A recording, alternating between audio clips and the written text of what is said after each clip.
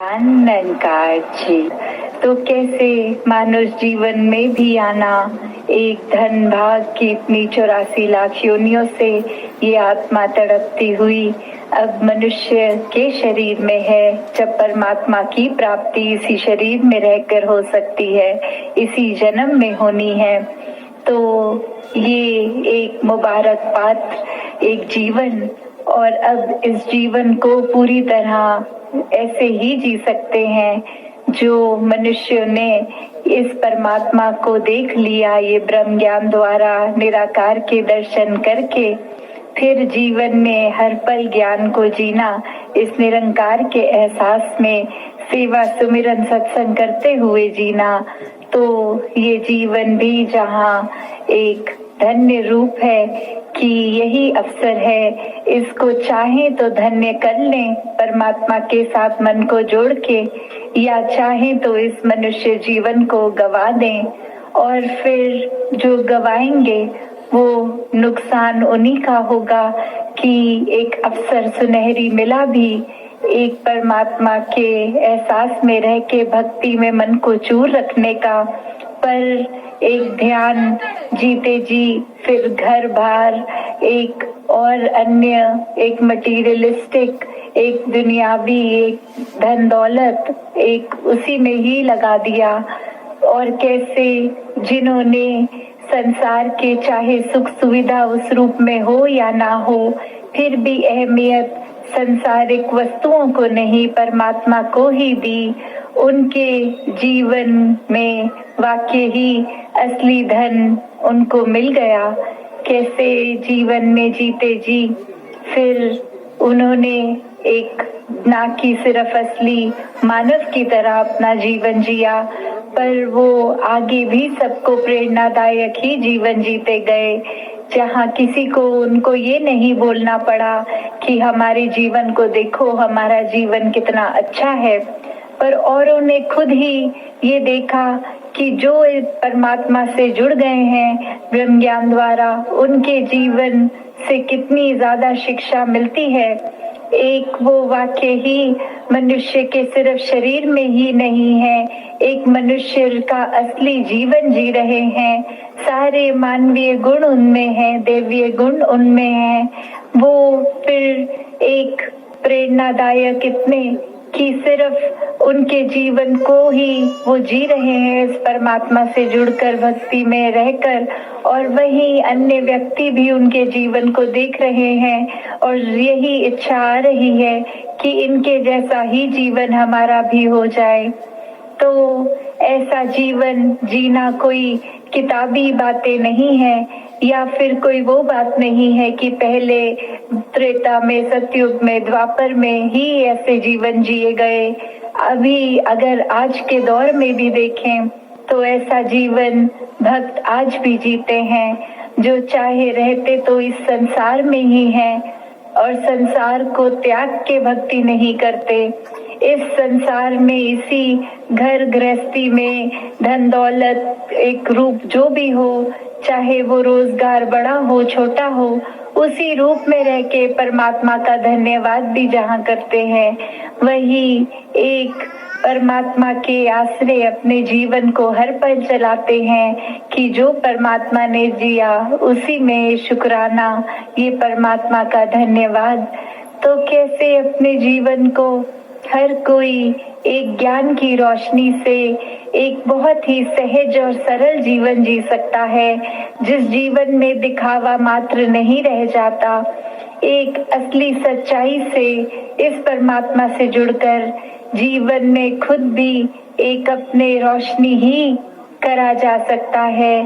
फिर वो मन का ठहराव अपने आप आ जाता है।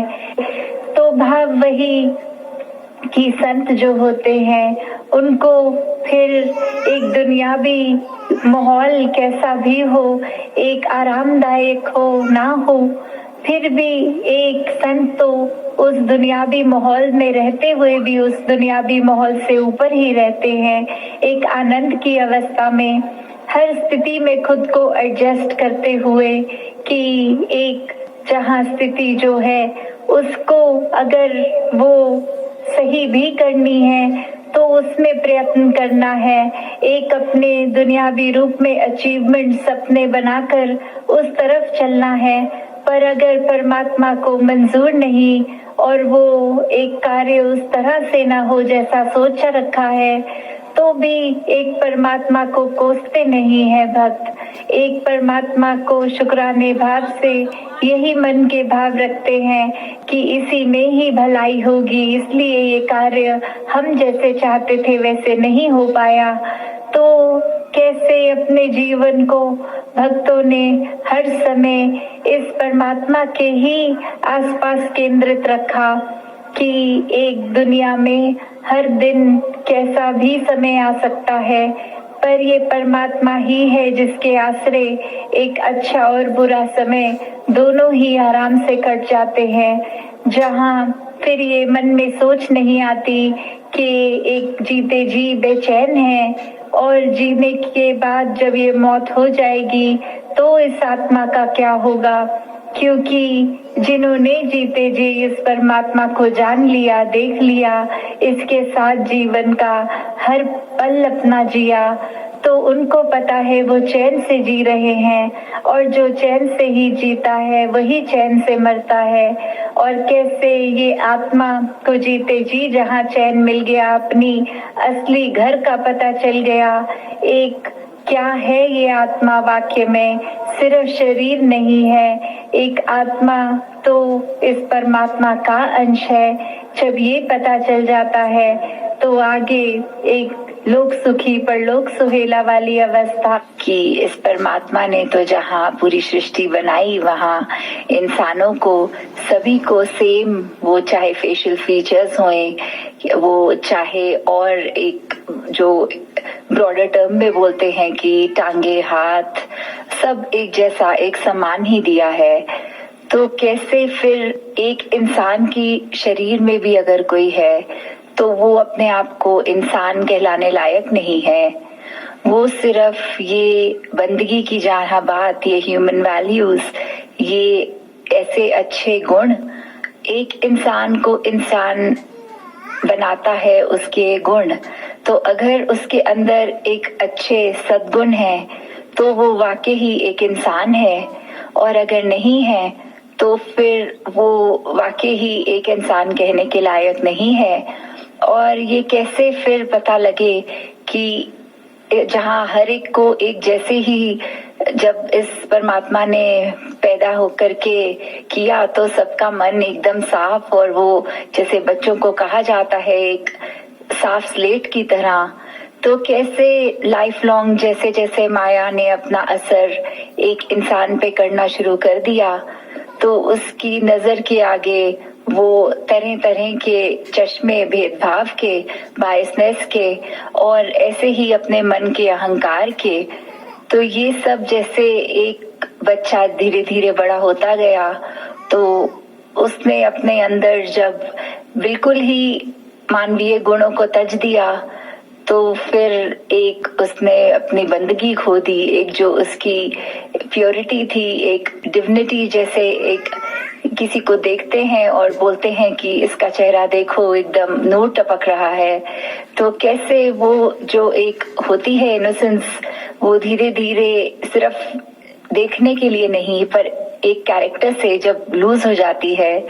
तो फिर वही है कि बंदे विच बंदगी दा घाटा, कि इंसान है तो सच्चे इंसान मानवीय गुणों को अपनाकर ही बन पाएंगे। इस परमात्मा का एहसास, इस निरंकार, इससे जुड़कर ही ये मानवीय गुण हमेशा हमारे अंदर रह पाएंगे। वो गुणों को हमें एक अपने आप को याद नहीं कराना पड़ेगा, बट एक ऑटो पायलट मोड पे हमारा एक पल पल का नेचर ऐसा बन जाएगा कि सिर्फ और सिर्फ हम इस संसार में अच्छे ही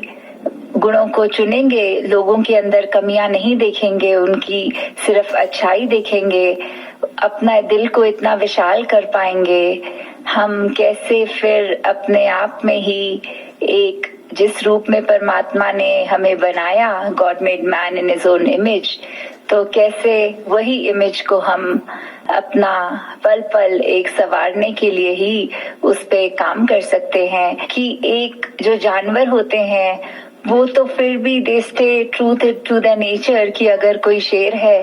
तो उसने एक अपना शिकार ही करना है, उसका नेचर है। अगर कोई चिड़िया है उसने उड़ना है, उसका स्वभाव है। तो उस नाते तो ये इंसान का स्वभाव एक मानवता थी, मानवता ही उसकी असली पहचान, उसका असली धर्म। तो फिर क्यों ये एक पशु बनता जा रहा है? अगर देखा जाए तो एक पशु की कीमत होती है, अगर एक शरीर मृतक हो जाए एक इंसान का और जानवर का, तो भी देखा जाता है कि कैसे एक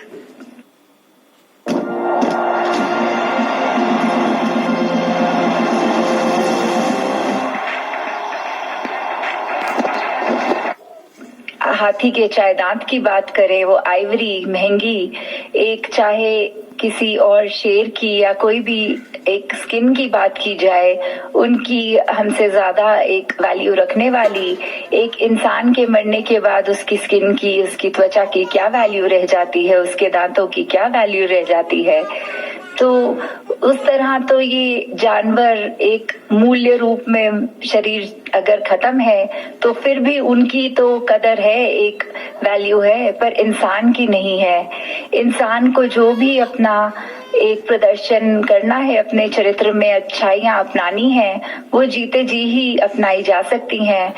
उसको अगर वाकई ही मूल्यवान बनना है तो जीते जी ही मरना है। और ये मोक्ष मुक्ति की जो बात होती है ये भी जीते जी ही प्राप्त होती है। तो भी कहा जाता है कि जो भी आपकी उम्र है उसमें ही अपनी पहचान कर लें, इस परमात्मा की पहचान कर लें, तो ही ये इस जीवन को भी हम सुखी तरीके से जी सकते हैं और मौत के बाद भी ये मोक्ष होता है। तो कैसे हमने अपने इस इंसानी जामे में आने के बाद इंसान ही बनना है, पशु नहीं बनते जाना, अपनी फितरत को एक we need to stay true to our nature, जो इस परमात्मा ने जैसा बनाया तो उसी को अपनाते चले जाना है। ये जो आप सबका सत्संग के प्रति, निरंकार के प्रति, सेवा के प्रति, सुमिरन के प्रति ये जो अपना एक मन है, जो निरंकार में टिकाने वाली बात होती है, जो अपना असली रूप है हर एक का, उसकी पहचान करने तक की यात्रा ही नहीं है। सिर्फ एक बार जब ये रूबरू होकर इस प्रभु परमात्मा का ज्ञान, ब्रह्म ज्ञान द्वारा आज हमें जब मिल जाता है तो उसके बाद जीवन को कैसे जीना है, वो सब बातें जो इस सत्संग रूप से हमें शिक्षा मिलती है, उसको किस तरह अपने जीवन में अपनाना है। तो कैसे ये समय की बात है कि अपना यूज जो किया उसको इस प्रभु परमात्मा निरंकार के एहसास में बिताने वाली बात आ जाती है कि कैसे हमारा एक एक पल ये प्रभु परमात्मा निरंकार ने जो हमको बख्शा है उस पल को हम सदुपयोग करते हुए कि किस तरह हमारी इंटेंशन की बात होती है वो कि हमें सत्संग में आकर एक एक पल सिर्फ आकर बैठ के चले जाना नहीं, पर एक एक वक्ता चाहे छोटे बच्चे की जुबान से था, बुजुर्ग की, बहन भाई जिनसे भी कविता रूप, गीत रूप, स्पीच रूप, जो भी बोला सबने, वो एक एक वचन ऐसा था जो पूरे जीवन में एक इम्पैक्ट पॉजिटिव कर देता है। तो दातार कृपा करे कि ये ताउम्र हमारे जीवन में ये अच्छी बातें ये हमारे सिर्फ बोल तक नहीं रह जाए, कान में घुस के सिर्फ दूसरों को सुनाने के लिए नहीं रह जाए, बल्कि हमारी सोच में, हमारे व्यवहार में, हमारे कर्मों में भी झलके। तो ये पंक्तियों में जिस तरह ये बात हो रही है हरदेव वाणी में कि ये सुख की बात है, ये जो हर एक को जो अपने जीवन में सुख की प्राप्ति करने के लिए क्या एक रास्ता अपनाना है, जिस तरह अभी सत्संग की भी बात हुई उस तरह यही कि युगों युगों से देखा जाए तो संतों का तो दिल ऐसा ही हुआ है जो सिर्फ अभी की बात नहीं है, चाहे कलयुग हो, सतयुग हो, द्वापर हो, कोई